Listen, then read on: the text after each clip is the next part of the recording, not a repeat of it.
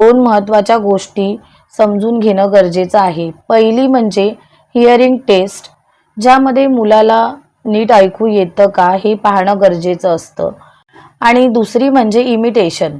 Imitation म्हणजे काय तर कॉपी करणं। मूल आपल्याला बघून कॉपी करणं गरजेचं आहे। म्हणजे उदाहरणार्थ जर आपण हात वरती केले तर मुलानेही ते केले पाहिजेत।